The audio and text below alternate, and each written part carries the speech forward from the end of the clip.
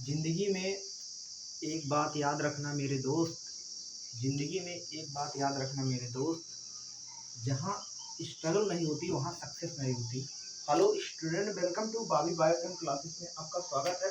Student, जैसा कि हम पढ़ रहे थे मेंडेलियन डिसऑर्डर के बारे में, तो मेंडेलियन डिसऑर्डर में हमने डिस्कस किया था वहाँ पर फिनाइलकेटोनुरिया के बारे में। वहाँ पर स्टूडेंट फिनाइलकेटोनुरिया कहा गया था, वहाँ पर हमने डिस्कस किया था कि इस तरीके से आपका कलर ब्लाइंडनेस क्या होता है, देन हीमोफीलिया क्या होता है। देन हमने ये भी समझा था कि वहाँ पर आपका सिकल सेल एनीमिया किसे कहते हैं।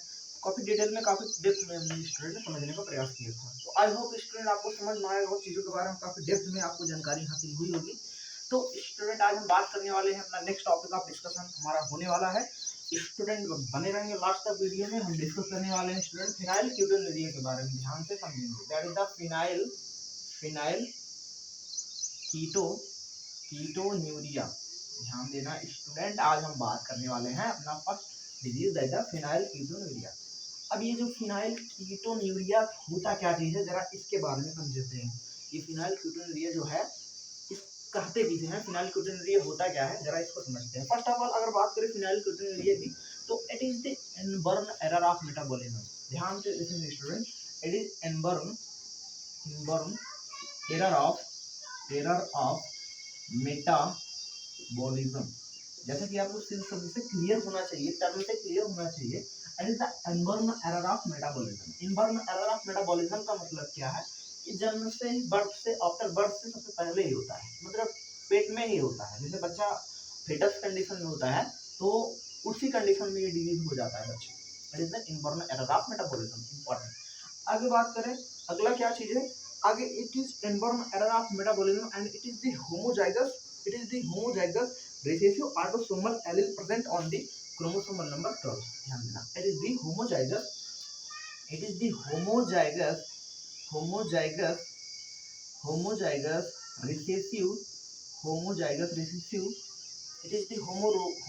recessive and it is the homozygous recessive autosomal allele present on the homozygous recessive disease है। उसके बाद क्या है कि autosomal chromosomal disease है। and the autosomal क्रोमोसोम, कौन से क्रोमोसोम नंबर पर ये डिजीज होता है, ऑटोसोमल क्रोमोसोम नंबर स्टूडेंट याद रखेंगे, क्रोमोसोम नंबर 12। ध्यान से सब देखना, यानी कि ये तो ऑटोसोमल डिजीज है, होमोजाइगस रिसेसिव है, और क्या है, ऑटोसोमल है। ऑटोसोमल यानी कि ये क्रोमोसोम नंबर 12 पे देखा जाएगा, हाँ या ना, पक्का। उसके बाद बात करते हैं इसकी कहानी। ये होता क्या है क्या फिनाइलकेटोनुरिया। ध्यान से देखेंगे इसमें दिक्कत क्या होती है। तो इसमें दिक्कत होती है, it is the causes for the phenylalanine hydrolase. इसको हम ये भी कह सकते हैं, it is the phenyl decreasing in phenylalanine hydrolase enzyme. That is the causes for the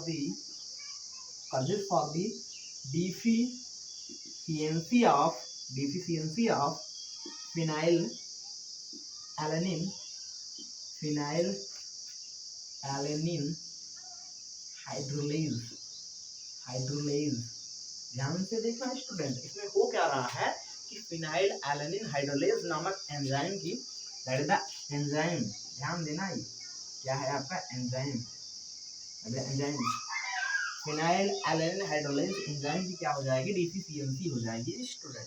अब इसमें होता क्या है, अब इसकी डिफिशियंसी के कारण दिक्कत क्या होती है, परेशानी क्या होती है कि जो फिनाइलएलनिन होता है, ध्यान से देखना, फिनाइलएलनिन जो होता है, फिनाइलएलनिन ये जो होता है, ध्यान से देखना, ये आपका टायरोसिन में कन्वर्ट होता है नॉर्मल कंडीशन में। That is the phenylalanine converted with tyrosine. किसमें कन्वर्ट होता है, टायरोसिन में कन्वर्ट होता है।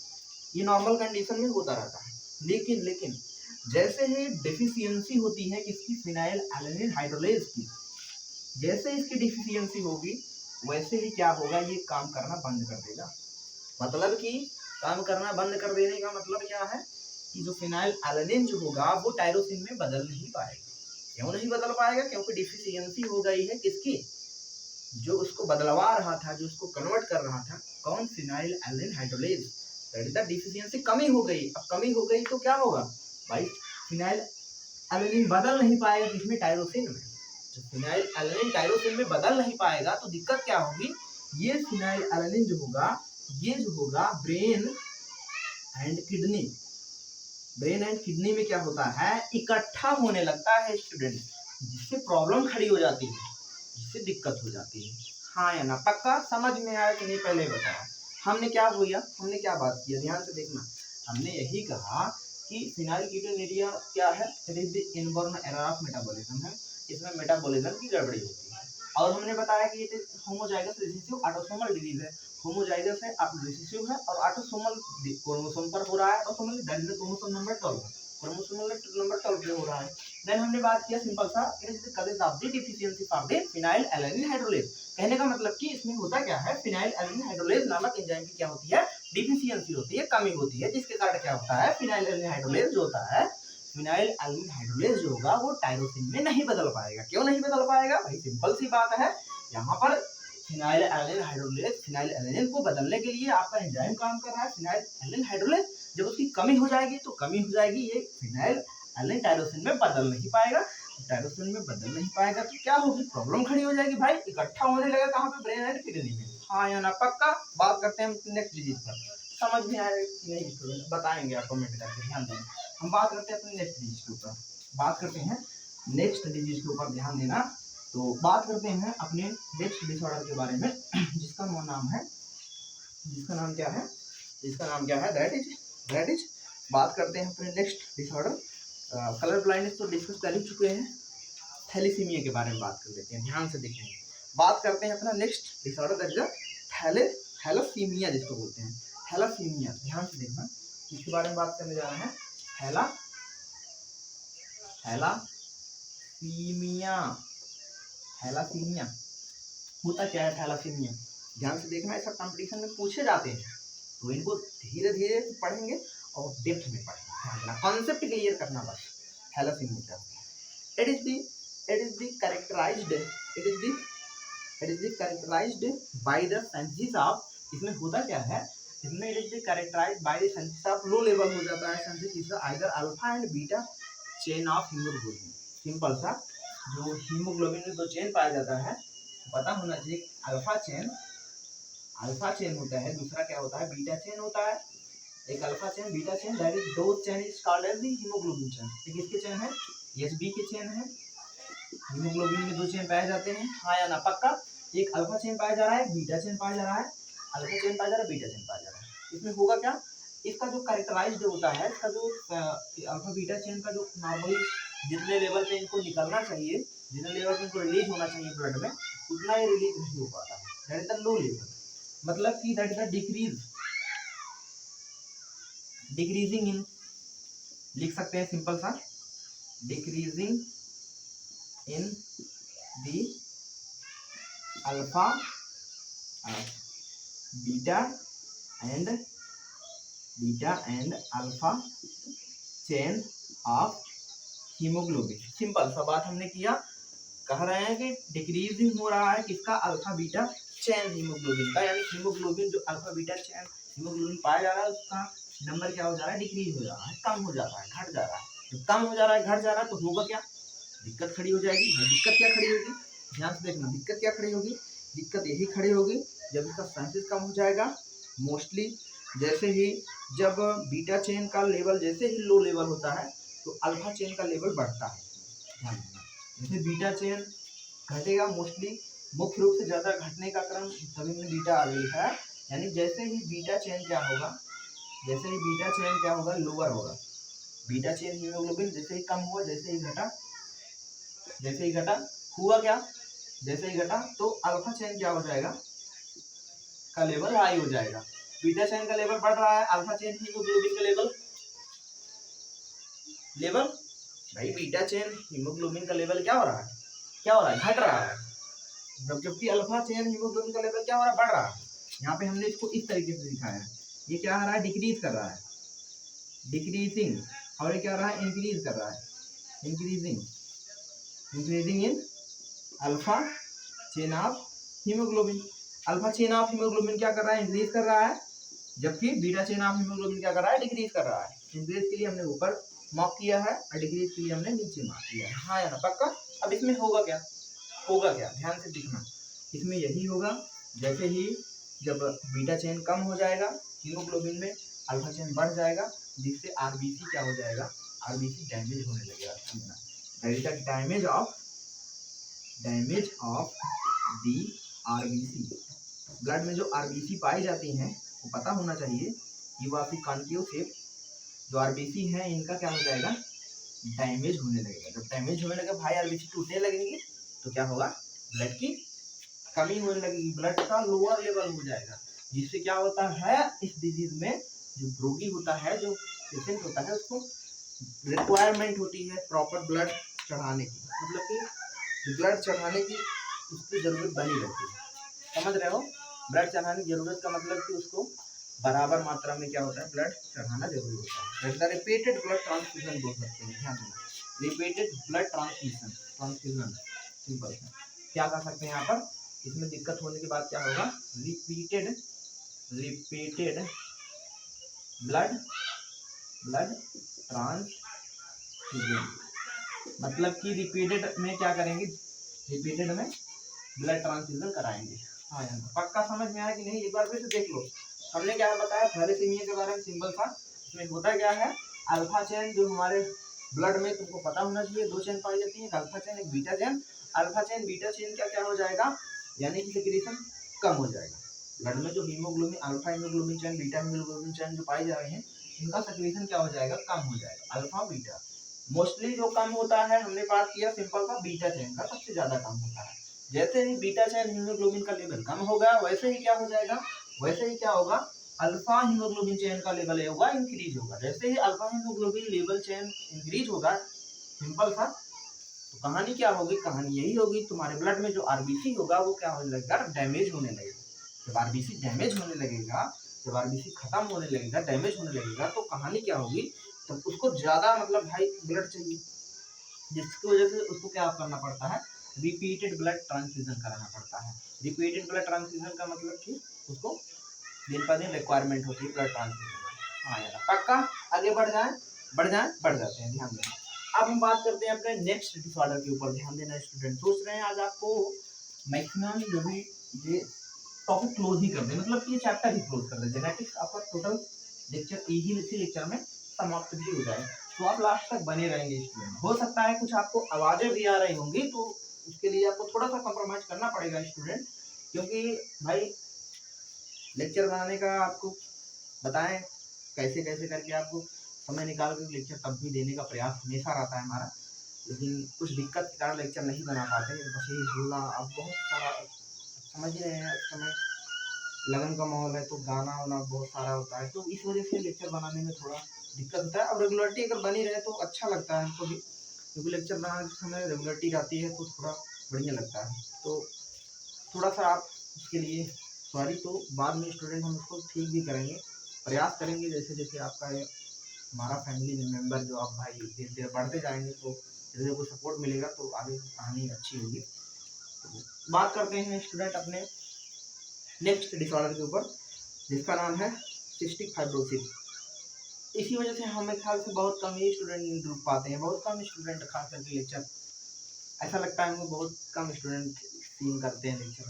तो भाई जो सीन करते हैं उनके लिए बहुत बहुत धन्यवाद, जो नहीं सीन करते हैं उनके लिए धन्यवाद, मतलब क्या धन्यवाद क्या कहें, मतलब अगर जो नहीं सीन करते हैं उनको भाई बताओ, अगर आपके संपर्क में बायो के स्टूडेंट है तो उनको बताओ, उनको थोड़ा बताओ भाई, बायो फ्री में पढ़ सकते हैं ना। तो थोड़ा क्या होता है, जैसे जैसे बच्चे बढ़ेंगे तो मोटिवेशन भी मिलेगा, समझ रहे हो। और भाई ये भी कुछ लोग सोच रहे होंगे चैनल तो बहुत सारा है पढ़ने के लिए, तो पढ़ने को तो कहीं से भी पढ़ सकते हैं स्टूडेंट, बहुत सारा है, वो आपके ऊपर डिपेंड करता है ना। तो क्योंकि आपको पता होना चाहिए, आप फ्री में पढ़ सकते हैं बहुत सारा चीज़ें, उसके ऊपर ज़्यादा बात नहीं करते हैं। हम बात करते हैं नेक्स्ट डिसऑर्डर पर। आप स्वतंत्र हैं, आपकी इच्छा है स्टूडेंट, अगर आप थोड़ा सपोर्ट करेंगे तो अच्छा रहेगा, नहीं तो कोई दिक्कत नहीं। बात करते हैं अपने नेक्स्ट डिसऑर्डर के ऊपर, जिसका नाम है सिस्टिक फाइब्रोसिस। ध्यान देना, क्या नाम है student, cystic fibrosis. Cystic fibrosis क्या होता है इसके बारे में डिस्कस करते हैं। Cystic fibrosis. अब देखो सिस्टिक फाइब्रोसिस होता क्या है, ध्यान से देखना। सिस्टिक फाइब्रोसिस डिजीज जो है ये होता क्या चीज है। जब बात करते हैं हम सिस्टिक फाइब्रोसिस की, तो it is an abnormal recessive disorder. ध्यान से देखना, it is an abnormal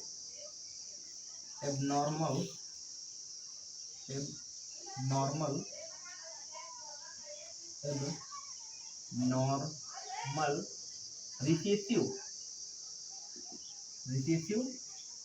disorder, हाँ है ना। It is an abnormal recessive disorder. ये भी रिसेसिव डिसऑर्डर में ध्यान देना, एबनॉर्मल है और रिसेसिव है तो डिसऑर्डर पढ़ ही रहे हो। डिसऑर्डर ऑफ इन्फेंट चिल्ड्रन, ध्यान देना, इसमें देखा जाता है ऑफ इन्फेंट चिल्ड्रन में होता है। Infant children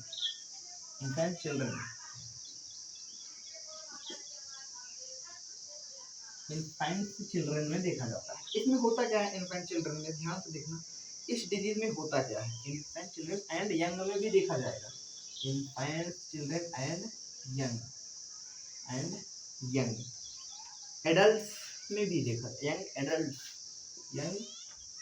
adult and that is the due to an recessive autosomal allele. ध्यान देना, that is an recessive autosomal allele present on the chromosomal number 7।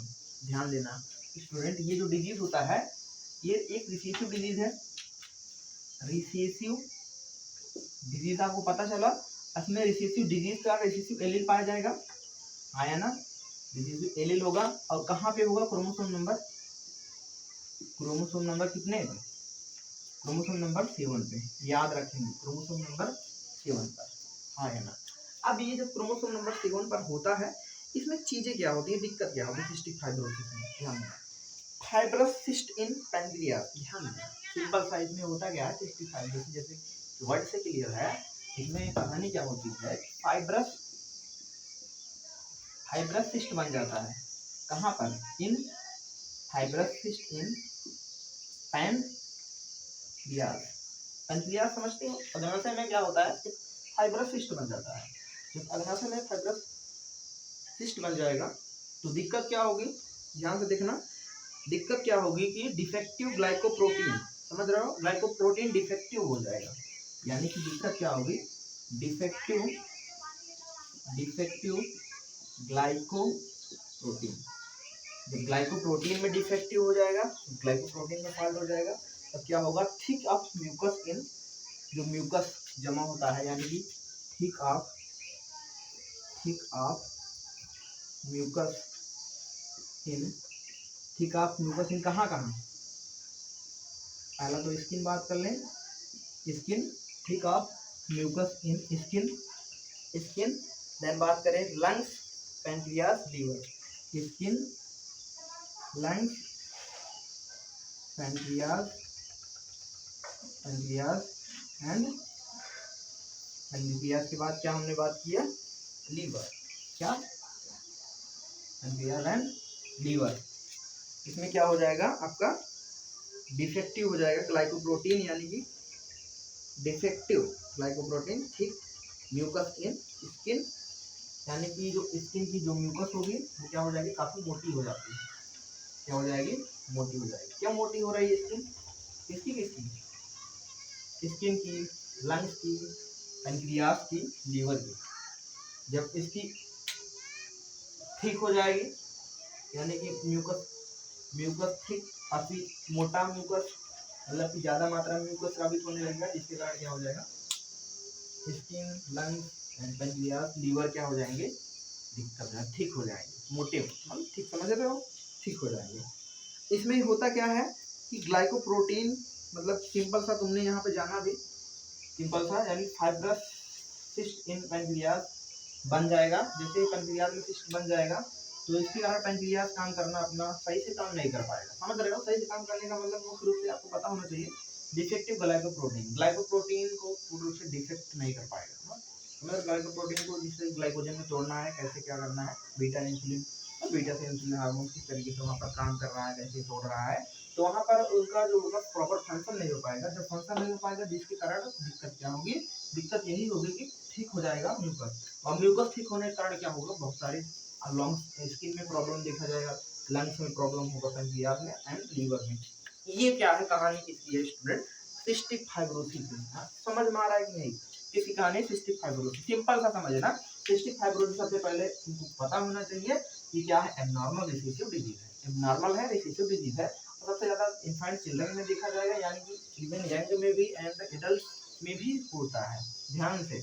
और इसमें क्या होता है, रिसेसिव क्रोमोसोम नंबर, ध्यान देना, रिसेसिव क्रोमोसोम का जो एलील होता है वो क्रोमोसोम नंबर 7 पर ये डिजीज प्रेजेंट होता है, क्रोमोसोम नंबर 7 पर।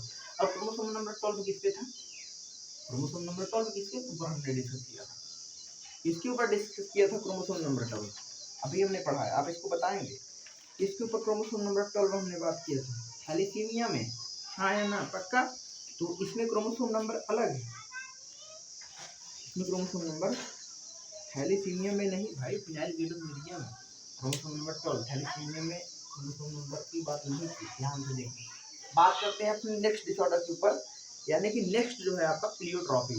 ये तो समझ में आया, इसमें इनबॉर्न है, यंग में देखा जा रहा है, रिसेसिव एलील क्रोमोसोम नंबर 7 पर है, इसमें फाइब्रस सिस्ट बन जा रहा है, कहाँ पे, पैंक्रियाज में। जब पैंक्रियाज में फाइब्रस सिस्ट बन जा रहा है तो हो क्या रहा है, दिक्कत क्या हो रही है, दिक्कत यही हो रहा है कि जो ग्लाइकोप्रोटीन में उसको तोड़ना चाहिए था उसको तोड़ नहीं पा रहा, ग्लाइकोप्रोटीन को प्रॉपर, समझ रहे हो, ग्लाइकोजेन का तोड़ी मेटाबॉलिज्म नहीं कर पा रहा है, उसको जिससे तोड़ना चाहिए, काम नहीं कर पा रहा है। जब काम नहीं कर पा रहा है क्या हो रहा है, म्यूकस ठीक हो जा रहा है, जिसके कारण skin, lungs, pancreas and liver में प्रॉब्लम देखी जा रही होती है, हाँ या ना, पक्का। बढ़ जाए आगे की तरफ, ध्यान देना, बढ़ जाए, बढ़ जाते हैं, ध्यान देना स्टूडेंट। अब हम डिस्कस करते हैं, अब हम आपका नेक्स्ट डिसऑर्डर डिस्कस करने जा रहे हैं स्टूडेंट, यानी कि नेक्स्ट डिसऑर्डर जो होने वाला है स्टूडेंट, प्लियोट्रॉपी। ध्यान से बात करेंगे इसके बारे में, प्लियोट्रॉपी के बारे में डिस्कस करने जा रहे हैं। प्लियोट्रॉपी होता क्या है, ध्यान से देखना, प्लियोट्रॉपी, ये प्लियोट्रॉपी है क्या, प्लियोट्रॉपी है क्या, ध्यान से देखना, सिंपल है। कोई जीन है, कोई सपोज दैट कोई जीन है, ये जीन जो है ये फ्यूचर फर्स्ट, फ्यूचर भी ले सकते हैं, या तो फीचर, फीचर नहीं, फीचर है, फीचर,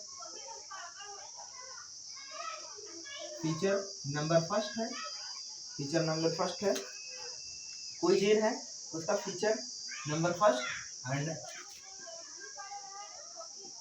फीचर नंबर सेकंड कोई कुछ है, कोई फीचर नंबर थर्ड कुछ है। फीचर मतलब कैरेक्टर, हाँ या ना, मतलब कि कोई उसका वर्क कर रहा है, कोई जीन, मतलब एक ही जीन काम कर रहा है उस पर, एक जीन जो है they are the control multiple feature, हाँ या ना, मतलब कि कोई जीन है वो फीचर 1 को भी कंट्रोल कर रहा है, फीचर सेकंड को भी कंट्रोल कर रहा है, फीचर थर्ड को भी कंट्रोल कर रहा है।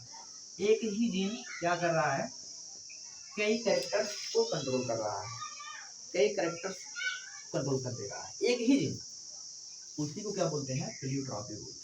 एक जीन कई कैरेक्टर को जब कंट्रोल करे, that is the one gene, इसको लिख सकते हैं, one gene they are control for the two और मोर कैरेक्टर और आर फीचर कॉल्ड प्लियोट्रॉपी, उसी को क्या बोलेंगे, प्लियोट्रॉपी बोलेंगे, हाँ या ना।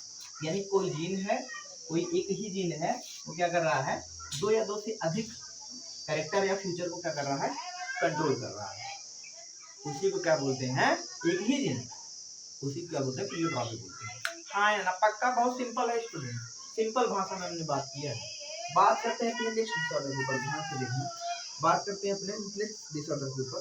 अब नेक्स्ट डिसऑर्डर जो हम पढ़ेंगे आपका पॉलीजेनिक इनहेरिटेंस है, ध्यान से देखना, पॉलीजेनिक इनहेरिटेंस के बारे में डिस्कस करते हैं स्टूडेंट, किसके बारे में बात करते हैं, पॉलीजेनिक इनहेरिटेंस। अब ये जो पॉलीजेनिक इनहेरिटेंस होता क्या चीज है, जरा इनके बारे में भी समझें।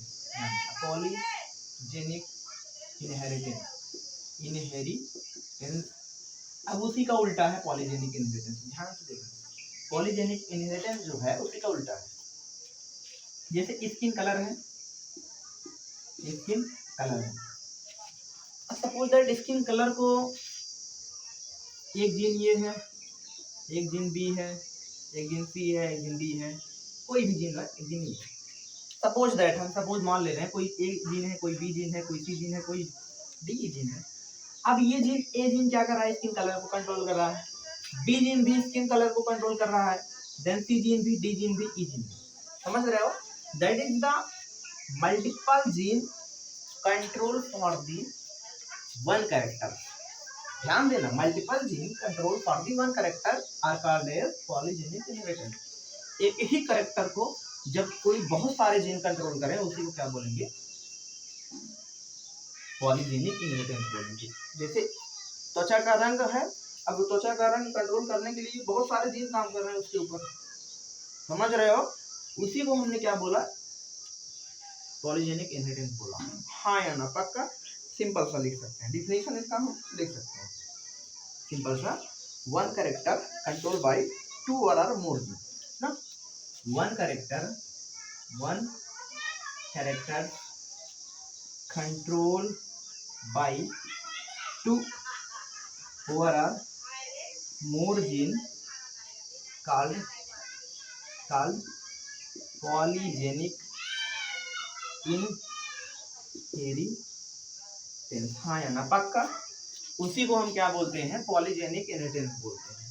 जब एक ही कैरेक्टर को दो या दो से अधिक जीन क्या करें, कंट्रोल करें, उसी को बोलेंगे पॉलीजेनिक इनहेरिटेंस। और उसके पहले का क्या था, इसके पहले हमने क्या पढ़ा था, प्लियोट्रॉपी। और प्लियोट्रॉपी इसका उल्टा है। प्लियोट्रॉपी में क्या था, उसमें कई जीन, एक फीचर सेकंड था, दो फीचर सेकंड था, समझ रहे हो? उसमें जीन कई नहीं थे, फीचर कई था, उसमें कैरेक्टर कई था, character first, character second, character third, feature first, feature second, feature third को कंट्रोल करने के लिए जीन एक ही था। लेकिन इसमें उल्टा है, इसमें कैरेक्टर जो है एक ही है। कैरेक्टर के रूप में हमने एग्जांपल लिया है स्किन कलर का, और स्किन कलर को जो कंट्रोल कर रहा है, जीन कई कंट्रोल कर रहे हैं, ए जीन, बी जीन, सी जीन, कई जीन कंट्रोल कर रहा है एक ही लक्षण को, एक ही कैरेक्टर को। उसी को क्या बोला हमने, पॉलीजेनिक इनहेरिटेंस बोला। आया ना, पक्का? बढ़ जाए, बढ़ जाते हैं स्टूडेंट। बात करते हैं अपने नेक्स्ट डिसऑर्डर की ऊपर, ध्यान से देखो। अब नेक्स्ट डिसऑर्डर क्या है, उसके बारे में हम बातें करते हैं, ध्यान से देखो। नेक्स्ट जो है आपका, हम पढ़ेंगे एपिस्टैटिस, लास्ट टॉपिक है, सिंपल सा, एक लाइन में इसको हमने समझाते हैं। एपिस्टैटिस, एपिस्टैटिस, ध्यान से देखना, एपिस्टैटिस है क्या, एकदम सिंपल लैंग्वेज में समझेंगे। एपिस्टैटिस, एपिस्टैटिस ये है स्टूडेंट, इसको एपिस्टैटिस है क्या, एपिस्टैटिस जैसे कोई जीन है, कोई जीन है, इसको हम मान लेते हैं ए जीन, कोई ए जीन है ना, और इधर कोई बी जीन है, क्या है, बी जीन, कोई ए जीन है एंड कोई बी जीन है। अब ए जीन करे क्या, ए जीन बी जीन की, ए जीन बी जीन की प्रॉपर्टी को दबा दे, हाँ या ना, या फंक्शन को सप्रेस कर दे। तो ए जीन है बी जीन के फंक्शन को क्या कर दे रहा है, द सप्रेशन ऑफ फंक्शन लिख सकते हैं ना, सप्रेशन ऑफ फंक्शन, हाँ, सप्रेशन ऑफ फंक्शन, फंक्शन को क्या कर दे रहा, सप्रेस कर दे रहा, सप्रेस, सप्रेस का मतलब दबा दे रहा है। किसके फंक्शन को दबा रहा है, बी वाले जीन के फंक्शन को। अब कौन दबा रहा है, ये जीन दबा दे रहा है। एक जीन दूसरे जीन के फंक्शन को दबा देता है, उसी को क्या बोलते हैं, एपिस्टैटिस बोलते हैं। हाँ या ना, पक्का? सिंपल सी भाषा में समझते, सिंपल सी भाषा में स्टूडेंट इसको हम लिख भी सकते हैं। That is the one gene suppress for the another gene called, उसको हम बोल सकते हैं एपिस्टैटिस। क्या बोल सकते हैं स्टूडेंट, एपिस्टैटिस बोल सकते हैं। हाँ या ना, पक्का? सिंपल सा हमने समझा कि एपिस्टैटिस है क्या, कोई ए जीन है, कोई बी जीन है, ए जीन जो है बी जीन के फंक्शन को दबा देता है। ऐसा क्यों करता है, कुछ लोग ये भी जानना चाहते हो क्या कारण है, क्या रीजन है।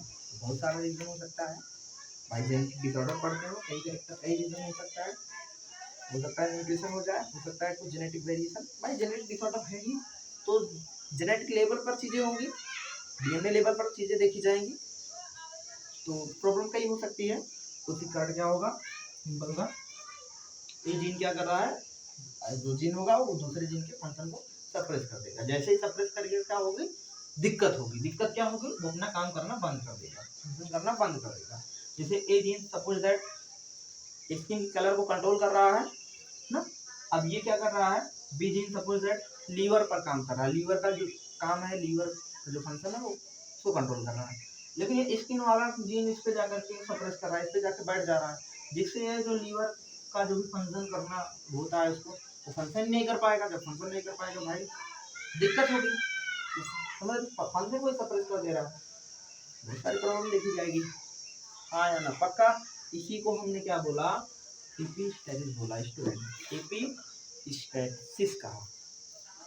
तो आई होप स्टूडेंट आपको ये समझ में आया होगा कि genetics that is the principle of inheritance and variation chapter का लास्ट वीडियो था, जो कि हो सकता है आपको काफ़ी दिन तक ये चैप्टर लगा हो, मतलब हमारे हिसाब से लग भी रहा है काफ़ी दिन से ये चैप्टर चल रहा था। कुछ कारण स्टूडेंट, कुछ दिक्कत के कारण क्या हुआ कि आपको वीडियो रेगुलर नहीं मिल पाया, जिससे बहुत ज़्यादा डिले हो गया लेक्चर में, बहुत लंबा टाइम गैप अप मिला, जिसके कारण अभी तक नहीं तो ये चैप्टर कब तक कंप्लीट हो गया होता, then molecular basis of inheritance भी समाप्त हो गया होता। तो उसके लिए सॉरी स्टूडेंट। तो आगे का आपको लेक्चर जो होगा रेगुलर मिलने का प्रयास करते रहते हैं हमेशा, लेकिन आप जो भी लेक्चर आया करें आप देखा करिए, नोट्स बनाया करिए। हम कोशिश करते हैं आपको रेगुलर लेक्चर देने का, लेकिन कुछ प्रॉब्लम के कारण, कुछ दिक्कत के कारण आपको लेक्चर नहीं दे पाता है, तो उसके लिए स्टूडेंट सॉरी। तो अगर ये भी चीज़ स्टूडेंट आपको बताना चाहेंगे, अगर आपके संपर्क में कोई बायोलॉजी के स्टूडेंट होंगे तो आप उनको थोड़ा थोड़ा शेयर करेंगे, जिससे क्या होगा, थोड़ा मोटिवेशन मिलता है। स्टूडेंट जब बच्चे सब्सक्राइब करते हैं, थोड़ा कमेंट वगैरह करते हैं, लाइक करते हैं, थोड़ा मोटिवेशन मिलता है वीडियो में, बाकी बहुत कुछ नहीं है स्टूडेंट। तो आप आई होप लास्ट की वीडियो के लास्ट तक अंत तक बने रहे होंगे। बहुत कम लोग होते हैं जैसा लास्ट तक वीडियो के अंत तक बने रहते हैं, तो बहुत बहुत धन्यवाद आपका तो वीडियो देखने के लिए। And thanks for watching video my dear students.